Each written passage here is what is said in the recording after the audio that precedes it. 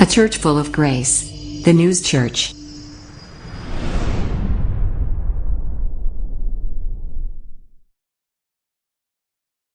할렐루야.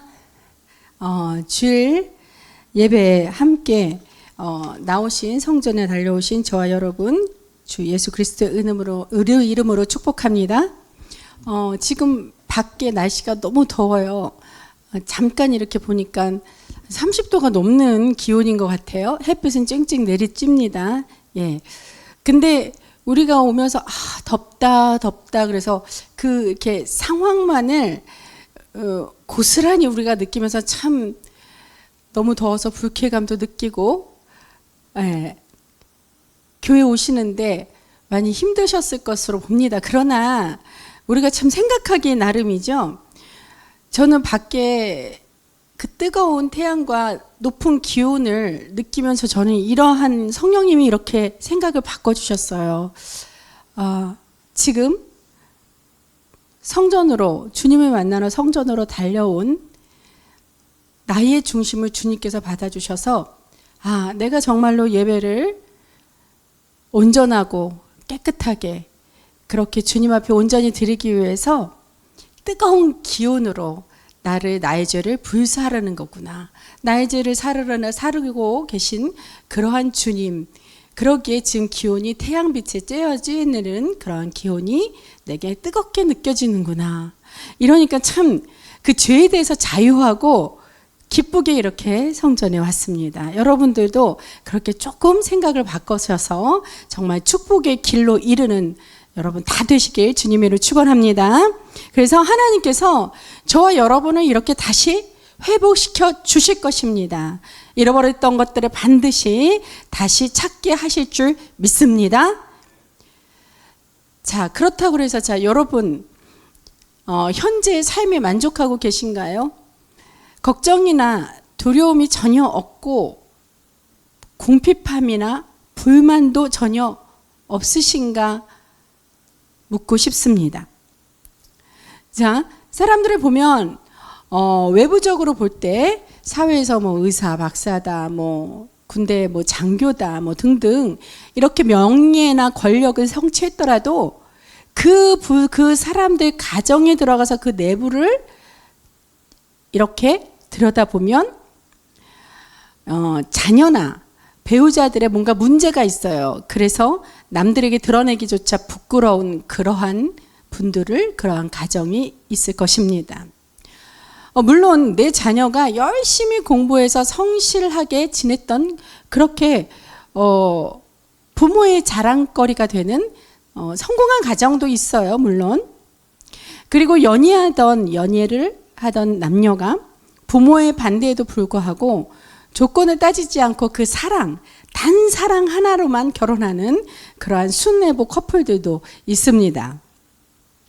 그래서 이들이 영원히 행복할 줄만 알았는데 남편이 또는 아내가 갑자기 건강이 급속히 악화되어서 불행해지는 경우가 있을 거예요. 또 이와는 반대로 건강은 있어요. 엄청 건강하나 사업의 실패나 또는 관리 소홀로 인해 부유했던 재정들이 다 잃어버리고 오히려 빚더미에 앉아 하루하루를 걱정이나 염려로 살아가는 그러한 하루살이의 생을 살아가는 사람도 지금 있을 것입니다. 또한 인간은 사회적 동물로서 서로 부대껴가며 함께 살아가야 하는데 나도 모르는 어떠한 사소한 일인데도 불구하고 또 예기치 않은 일들로 인해 인간관계가 참 힘들어져요. 그로 인한 두려움, 실망, 좌절, 낙심 이런 것들이 있을 수 있습니다. 자, 여러 가지 이렇게 등등 인간이 살아가면서 닥쳐올 수 있는 환난이나 시험거리가 누구에게나 다 올 수 있겠고 지금 행복하더라도 언제 어느 때 이러한 위험거리가 내게 올 수도 있다는 거예요. 그래서 우리들의 삶은 안전하지 않을 수도 있겠습니다. 그러나 그래도 여러분 걱정하지 마십시오. 두려워하지도 불안해하지도 않길 바랍니다. 지금 상황은 이렇게 어렵더라도 주님께서 반드시 회복시켜 주실 것입니다. 여러분의 생각과 믿음을 지키시기 바랍니다. 그래서 잃어버린 것을 도로 찾게 해주실 것입니다. 믿음으로 우리가 이사야 5장 54장 4절의 말씀을 받겠습니다. 제가 대언하겠습니다. 두려워하지 말라. 네가 수치를 당하지 아니하리라. 놀라지 말라. 네가 부끄러움을 보지 아니하리라. 내가 네 젊었을 때 수치를 잊겠고 과부 때의 치욕을 다시 기억함이 없으리니. 살아계신 하나님 말씀입니다. 아멘. 살아계신 우리 주 하나님께서 저와 여러분에게 하신 약속의 말씀이죠. 믿는 대로 될지어다. 축복합니다. 자, 오늘 본문은 무엇입니까? 보면 스데반이 유대인들에게 설교하는 중에 나온 그러한 일부죠. 요셉의 생활을 통해 하나님의 역사하심과 그분의 섭리, 그리고 구원의 본질을 깊이 깨닫게 해주는 귀한 말씀입니다. 충만한 은혜 누리시는 소중한 시간 되길 바랍니다. 자, 요셉에 관해서는 창세기 37장 이후부터 더 자세히 나오게 되죠. 예배 후에 집에 가셔서 꼭 한번 이 창세기 37장에서 50장 마지막 절까지 다시 한번 읽어보시길 바랍니다. 자, 요셉은 야곱의 11번째 아들이에요. 라헬의 첫째 아들이기도 하죠. 야곱이 특히 사랑한 아들이었으며 특별히 요셉에게만 채색 옷을 지어서 입힌 것을 보아도 알 수 있습니다. 요셉은 17살 어린 나이에 꿈을 꾸게 돼요. 그래서 이 꿈 꾼 것을 형들에게 이야기했는데 꿈의 내용은 거기 37장 이후에 보라 그랬죠? 거기에 자세히 다 나와 있습니다. 오늘은 시간 관계상 짤막짤막하게 말씀만 드릴게요. 전반적인 내용.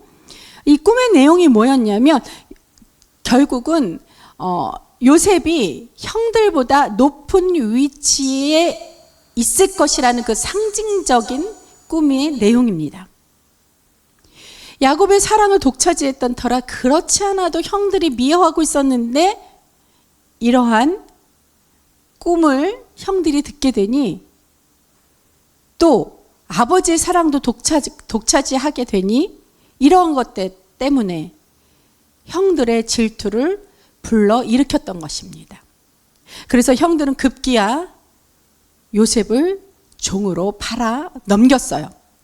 아버지의 심부름으로 형들이 세겜에서 양을 잘 치고 있는지 또한 형들이 잘 있는지 그들의 안부를 위해 먼 길도 마다하지 않고 요셉은 아버지의 말에 순종했을 뿐인데 오히려 선한 요셉에게 형들은 배신을 하였던 것입니다. 자, 본문 9절 이렇게 기록되어 있죠. 족장들이 요셉을 시기하여 애굽에 팔았더니 하나님이 그와 함께 계셔. 이게 본문 9절의 처음 말씀입니다. 애굽에 팔려간 요셉은 인생에서 큰 고난을 본 것입니다. 그러나 하나님께서는 이 고난을 통해 요셉을 준비시키시고 결국 그의 삶을 통해 하나님의 뜻을 이루신 것을 우리가 이제 점점 알 수 있게 될 것입니다. 우리의 삶에서도 때때로 이해할 수 없는 고난과 시련이 찾아오지만 하나님께서는 그 속에서도 함께 계시며 우리의 삶을 인도하신 것입니다. 자, 형들이 그 시기와 질투로 인해서 처음에 요셉을 죽이려고 했어요. 그러나 나중에 이스마엘 사람들에게 은 20에 팔아 넘겼습니다. 그리고 요셉은 이스마엘 사람들에 의해 애굽으로 끌려가 보디발이라는 사람의 집에 종으로 팔리게 되었어요. 그렇다 할지라도 요셉은 전혀 흔들리지 않고 자기의 환경을 순응하면서 보디발의 집에서 성실히 일하다가 그 보디발의 신임을 얻어 그 가정의 총무가 되었습니다. 그러나 뛰어난 용모와 아름다운 요셉의 그 모습을 보고 보디발의 아내가 그를 유혹했어요. 그런데 요셉이 넘어가지 않고 이를 거절하자 그녀는 교모하게 요셉을 성추행 혐의로 모함하여서 감옥에 집어넣게 감옥에 갇히게 됩니다. 요셉의 그 고통스러운 마음은 이루 말할 수 없을 거예요. 그래도 요셉은 감옥에서도 성실히 임하면서 그 간수장의 신임을 얻게 됩니다. 그래서 요셉과 같은 감옥에 갇힌 그 바로의 술 맡은 관원장과 떡 굽는 그 관원장의 꿈을 요셉이 해서 해몽을 잘 해줘요. 그 해몽이 정확히 맞아 떨어졌던 것입니다. 그렇게 지내자 바로 2년 후에 바로가 직접 꿈을 꾸게 돼요. 2개의 꿈을 꿨는데 이를 해석할 자가 아무도 없었다는 겁니다. 그래서 바로가 도대체 이 꿈이 무엇인가 너무너무 궁금해요. 꿈을 해석할 자를 샅샅이 뒤졌을 때 이때 감옥에서 같이 지냈던 그 술 맡은 관원장의 꿈을 요셉이 해석해 주었잖아요. 그 해석대로 술 맡은 관원장이 다시 관직으로 복귀하게 되었는데 이때 그 요셉을 이 관원장이 기억하게 된 거예요. 그래서 바로에게 요셉을 추천하였습니다. 그 감옥에서도 마찬가지로 요셉은 바로의 꿈을 해몽하여서 7년의 풍년과 7년의 흉년이 들 것을 예언을 했어요. 그러자 바로가 그 꿈이 정말로 참 신기하게도 잘 맞는다 여겨졌기에 요셉을 총리로 세워 이집트의 모든 일을 맡겼습니다. 보디발의 가정의 총무에서 애굽의 총리가 되어서 그 직급이 상승이 되어졌던 것이죠. 그래서 본문 10절에 그에 대해서 이렇게 기록하고 있어요. 그 모든 환난에서 건지사 애굽 왕 바로 앞에서 은총과 지혜를 주심에 바로가 그를 애굽과 자기 온 집의 통치자로 세웠느니라. 할렐루야. 하나님께서 요셉을 세워주셨습니다. 요셉이 이렇게 억울한 일을 당하고도 감옥에서도 결코 위축되지 않고 그리고 포기하지 않고 낙심하지 않고 스스로 마음을 지켜낸 하나님의 축복이었습니다. 요셉이 이렇게 할 수 있었던 그 은혜는 어렸을 적 17살 소년 시절에 그 꾸었던 꿈을 하나님께서 주신 비전이라 확신하고 그렇게 믿었어요. 그렇게 어떠한 상황에서도 그 꿈을 기억하고 놓치지 않았던 것입니다.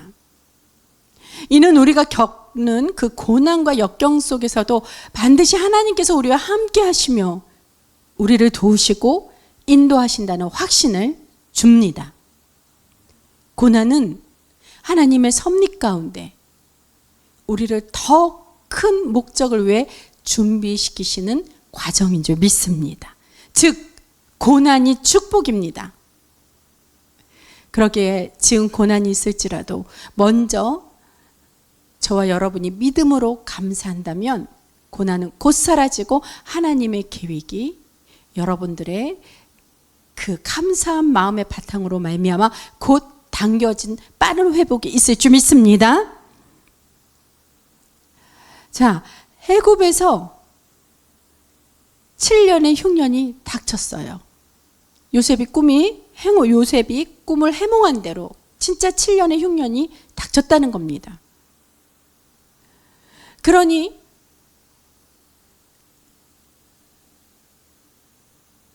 야곱의 자식들인 그 요셉의 형들이 먹을 것이 없자 곡식을 사러 애굽으로 내려갈 수밖에 없었습니다. 그래서 요셉을 만나게 되었습니다. 근데 이때 나이가 요셉의 나이가 30살이었었어요. 그러니 형들도 성장한 요셉의 모습을 알 수 없었겠죠. 또한 요셉도 자신을 숨기고 형들을 한번 시험해 봤어요. 그러나 형들이 회개하고 자기에 대한 그러한 시기나 질투가 다 그러한 마음이 사라졌음을 그렇게 보게 됐을 때 바로 형제들을 용서하고 아버지 야곱과 온 가족을 애굽으로 초대하게 됩니다. 그래서 본문 12절에 이렇게 기록되어 있어요. 그때 애굽과 가나안 온 땅에 기근이 들어 큰 환란이 있으세 우리 조상들이 양식이 없는지라 야곱이 애굽에 곡식이 있다는 말을 듣고 먼저 우리 조상들을 보내고, 그러니까 우리 조상들을 보낸다는 것은 바로 그의 형제들을 얘기하는 거죠. 하나님은 흉년이라는 상황을 통해 요셉과 그의 가족을 화해시키고 제외시키고 나아가 이스라엘 백성을 구원하십니다. 우리의 삶에서도 하나님의 섭리는 우리의 눈으로 보기에는 이해되지 않을 때가 너무 많아요. 그러나 하나님은 모든 것을 다 아시고 그분의 때에 그분의 방법으로 우리를 구원하십니다. 본문 13장 13절에서 14절 말씀에 이렇게 기록되어 있죠. 또 두 번째 형들이 애굽에 내려갔을 때에 요셉이 자기 형제들에게 알려지니 요셉의 친족이 바로에게 드러나게 되니라. 요셉이 보내어 그의 아버지 야곱과 온 친족 75사람을 청하였더니 여기에서 보면 이제 사도행전에서는 75사람이라 그랬는데 창세기 37장 그 이후에 보면은 거기는 70사람 70명이라고 그래요. 그러니까 왜 이 숫자가 다르냐 하면 70명이라 했던 그 창세기에서 그 히브리 사람은요 그 밑에 그 10단위로 얘기를 한 거지 그 밑에 1의 자리까지 이렇게 구체적으로 이렇게 신경 쓰지 않습니다. 근데 여기 사도행전에 나온 75명이라는 그 5명은 뭐냐면 요셉과 아내 그의 자녀들을 다 포함한 그러한 숫자로 보고 있어요. 근데 제가 왜 이렇게 숫자에 대해서 예민하게 이렇게 자세하게 설명을 여러분께 드리냐면 이것이 마치 소설이나 무슨 이야기 거리가 아니라는 겁니다. 숫자까지 명확하게 밝혀졌다는 것은 바로 역사라는 거예요. 바로 실제로 일어났던 하나님의 증거라는 뜻입니다. 여러분 믿으시기 바랍니다. 계속해서 내용을 파악해 볼게요. 그래서 요셉은 형들과 제외하여 그들을 용서하고 자신의 가족을 애굽으로 초청하여 기근에서 구원을 해 줍니다. 이는 하나님의 사랑과 용서의 모습을 보여주고 있는 것이죠. 하나님께서는 우리를 구원하시기 위해 그의 아들 예수 그리스도를 보내셨고 그를 통해 우리를 하나님의 자녀로 삼으셨습니다. 이처럼 성경 구약에 기록된 요셉의 삶을 보면요, 이 땅에 오실 그 신약의 예수 그리스도와 닮은 점이 많이 있습니다. 요셉도 은 20개의 이스마엘 사람들에게 종에게 팔려갔고, 예수님도 유다를 통해서 은 30개 세계를 통해서 예수님도 팔렸죠. 그리고 억울함을 많이 당한 것, 요셉과 예수님 또 공통점입니다. 그리고 요셉이 그의 가족들과 그의 가족들을 구원했을 때 그의 가족들을 더불어 민족들까지도 구원을 했던 그러한 구원의 모형이 바로 예수님이 이 전체 모든 온 인류를 구원했던 그러한 것과 많이 닮는 그러한 인물로 인해서 요셉은 예수 그리스도의 모형으로 우리들에게 많은 깨달음의 은혜를 주는 것입니다. 야곱과 그래서 그의 가족은 애굽으로 이주하여서 고센 땅에 정착해서 요셉은 아버지 야곱이 죽을 때까지 그의 부모를 잘 섬기고 잘 보살폈습니다.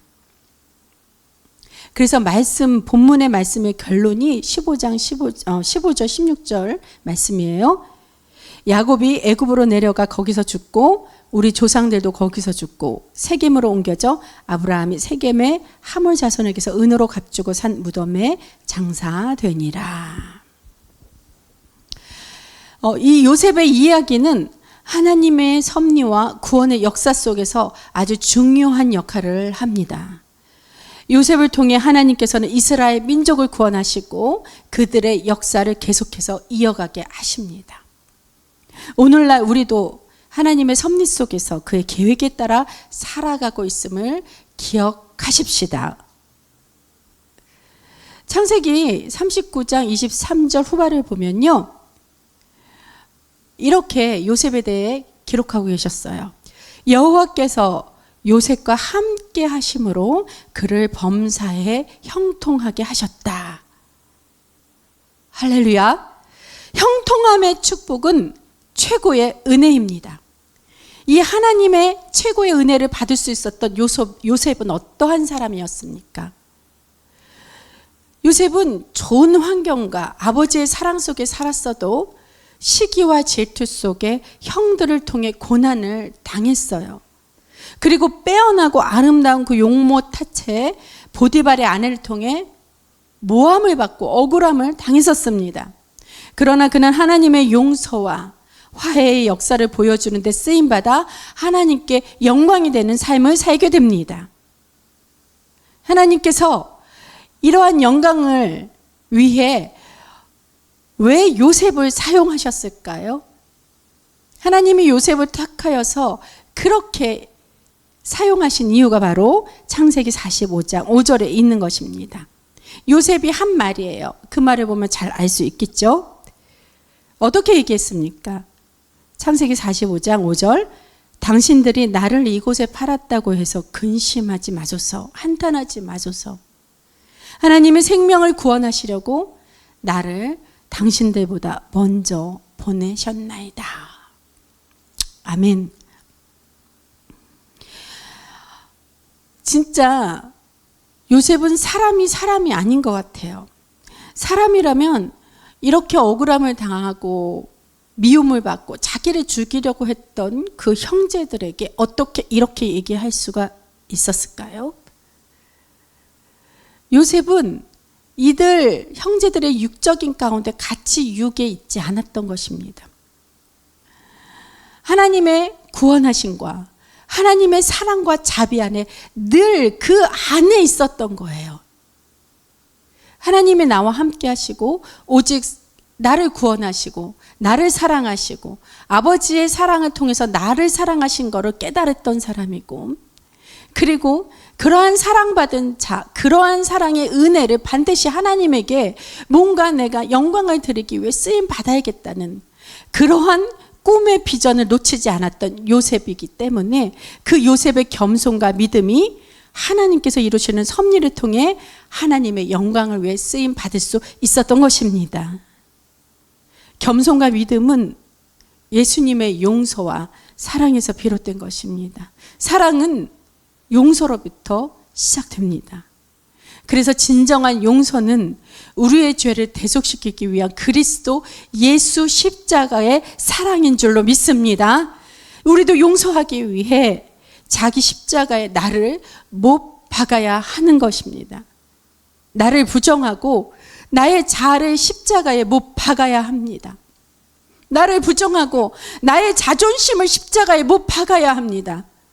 진정한 회개 기도를 통해 열등감이나 시기, 질투, 이 모든 것들을 자기 십자가에 못 박아 내가 죽어질 때 예수 그리스도 사랑의 힘으로 용서할 수 있는 용기가 생기는 것입니다.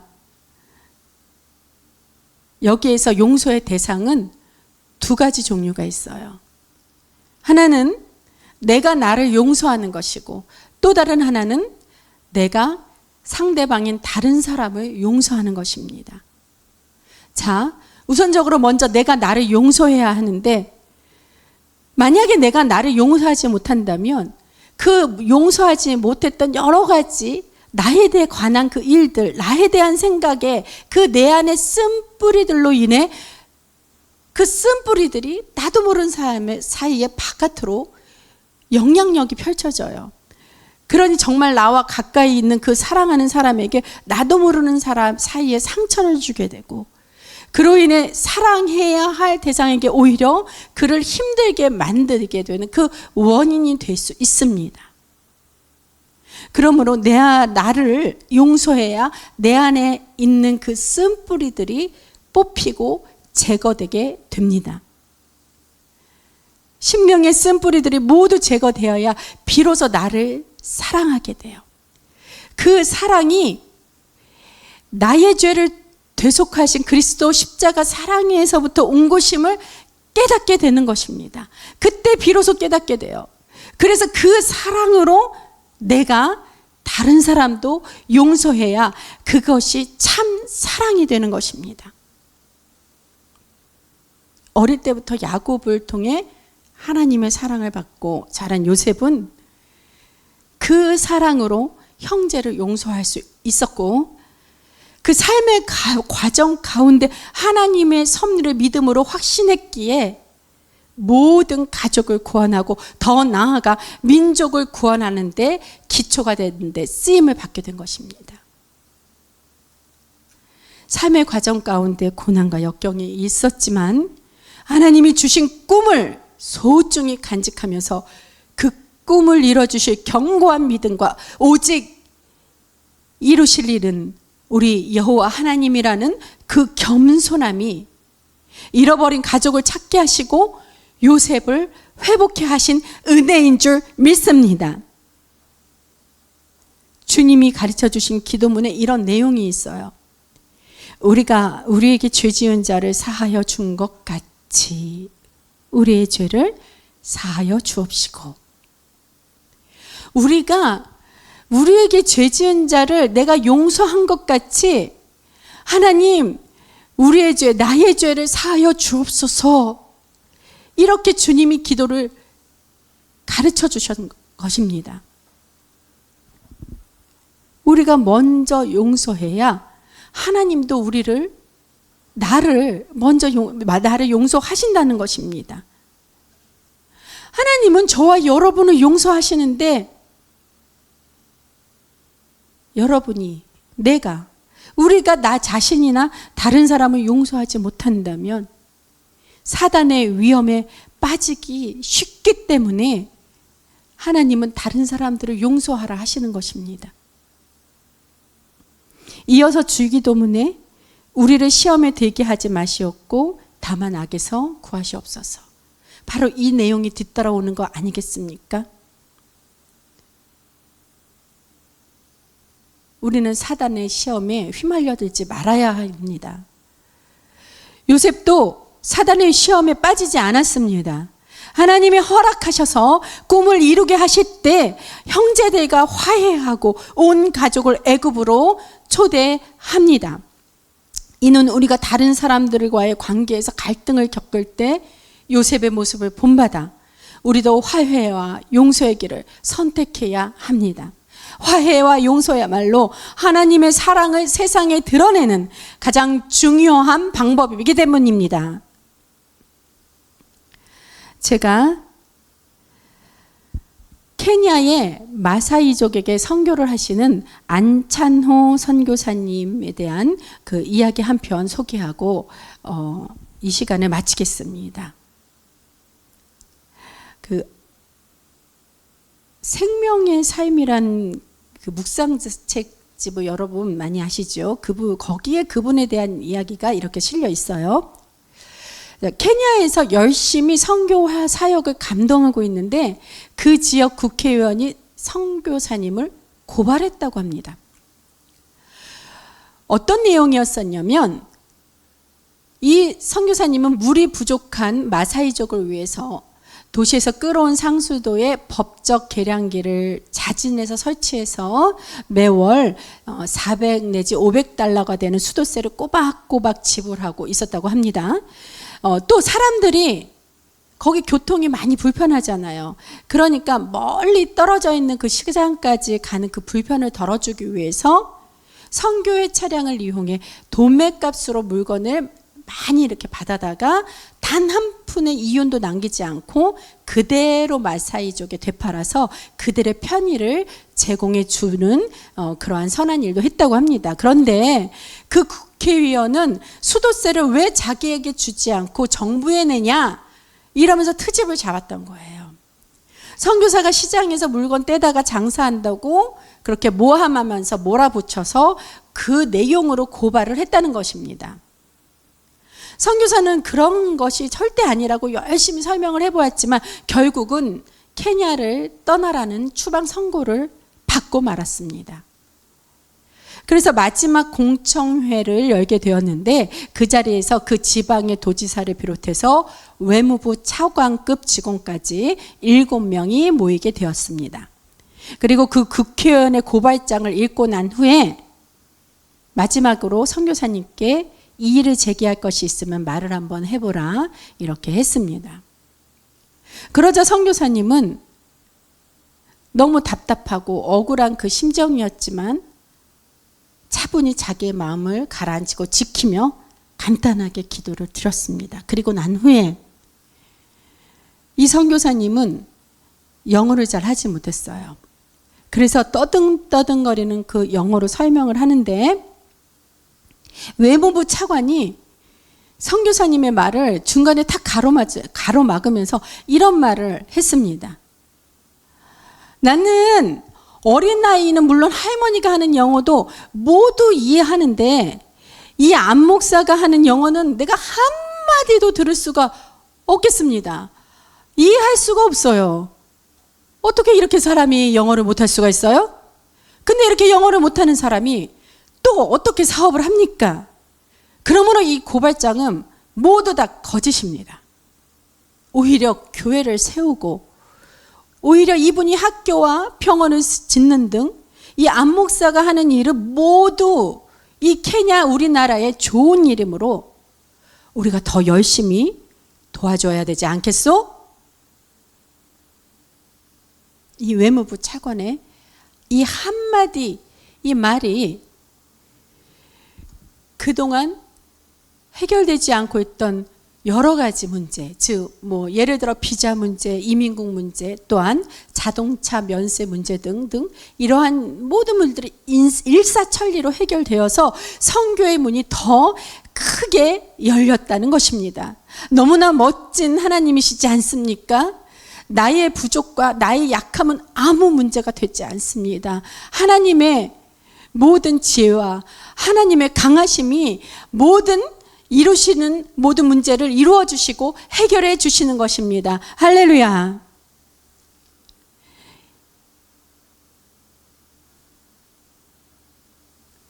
그러므로 상대가 아무리 부족할지라도 답답함이 있을지라도 정죄하지 않는 것입니다. 흠잡는 것이 아닙니다. 이분 선교사님처럼 또 요새처럼 고난과 억울함으로 살아갈지라도 반드시 회복해 하시는 그 역전의 하나님께 여러분도 고난과 역경의 삶 가운데 반드시 구원받길 소망합니다. 용서하고 사랑하는 겸손한 심령으로 변화되는 새 부대가 되길 기도하고 노력한다면 반드시 잃어버린 것 다시 찾을 것입니다. 다시 회복될 것입니다. 회복된 저와 여러분 주님의 영광을 위해 쓰임받아 새 포도주가 넘치는 은혜로 늘 찬양하는 삶이 되시길 그리스도 예수님 이름으로 축원합니다. 축복합니다. 기도하시겠습니다.